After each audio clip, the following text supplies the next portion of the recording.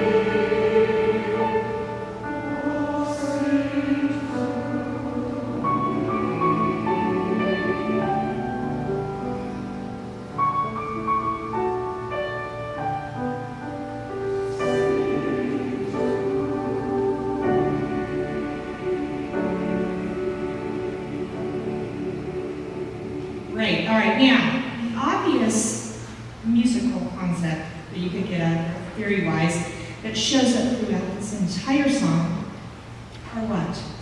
Triplets. That's something the kids don't really talk about. They hear us give how it's performed, triplets, but we have given them information about how those work and what they do. So I would spend some time talking about triplets and how there are, in this instance, 3/4 notes where there should be 2. And a lot of times when I have situations like that, I would have somebody kind of, now this is a half note is the beat tempo, but we're going to make 4, we're going to make a 1/4 note the beat. So over here, I just want you to pat a light beat for me. Beat, pat, pat, pat, pat. Now, we are going to start over here at measure 11 of the song. And I just want you to clap the rhythm as you speak the words while these people pat the beat. 1, 2, here we go.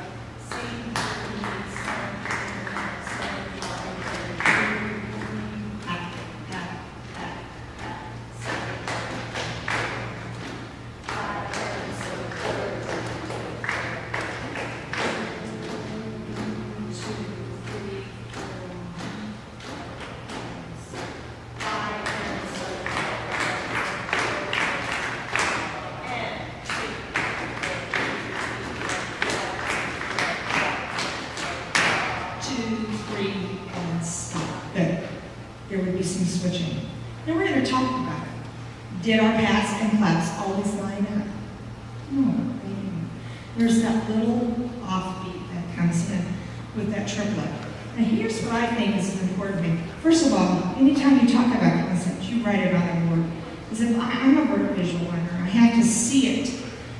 Saying it to me doesn't mean much. If I can see it and read it, then I get it. So make sure you write that down and how it works. And I think the essential question here is, why did she choose to write it in triplets? Why didn't she just choose to, I mean, there's a lot of triplets in here. Why didn't she just choose to sing to me something of sunlight and blue? Make it like a rhythm without the triplets. Why do you feel she did that? Now I want you to know that when I ask essential questions in my classroom, there's not a wrong answer. I just need them to think outside of the context of what they're seeing and what the composer might have been thinking through her production of this piece. Okay, so what do you think? Why do you think she did that? Any answer is right. The text allows that. Do you feel like it would have been as effective the other way had she chosen to do just rhythms instead of triplets? I mean, had she just done something straight, quarter notes, and eighth notes, would it have been as effective? It would have been different, but would it have been as good? Sure, sure. Well, she's talking a lot about, I'm so tired of the noise and the chaos and the long winters and all that, and that kind of keeping the beat here while the triplets over there was chaotic. And then she says, oh, sing to me, and then it's straight and it's in your face, you know. Will you come back and be my student? Because you know what? When they hit on things like, well, I mean, but when they hit on things like that, and you will have kids that will get there, when they hit on things like that, it becomes so much more meaningful to them. Now, another thing that we would for sure talk about in this instance, and maybe the very first thing, would be the text. Because this will apply in their life. This particular song will come in handy in their lifetime. This particular text, those words.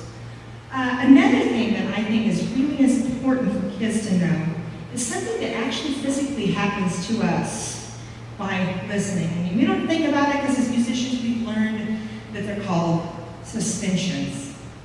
But there's actually a physical reaction with suspensions that happens because of the vibrations that are caused through that process. Joyce, if you would, go to measure 38.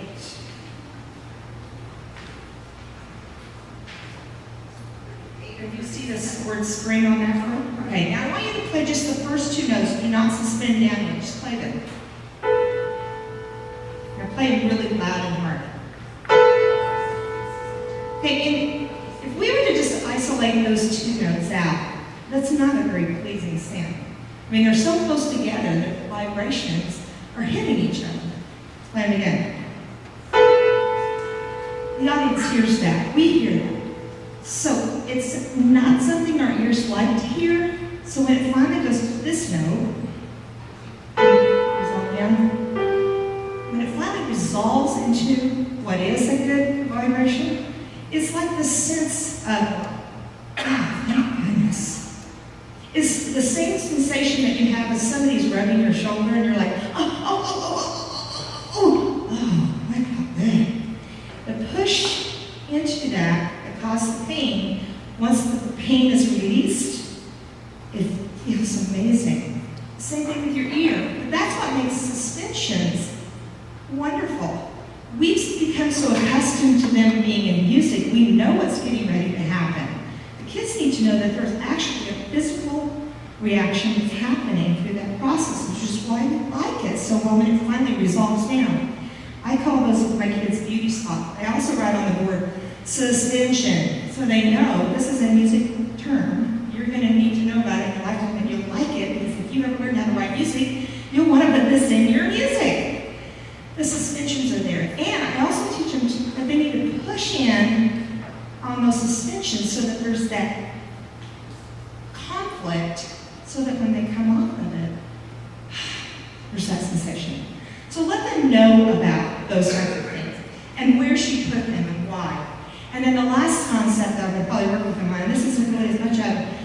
is just doing good choral sound, is making sure that those three words, sing to me, are right out here in the front.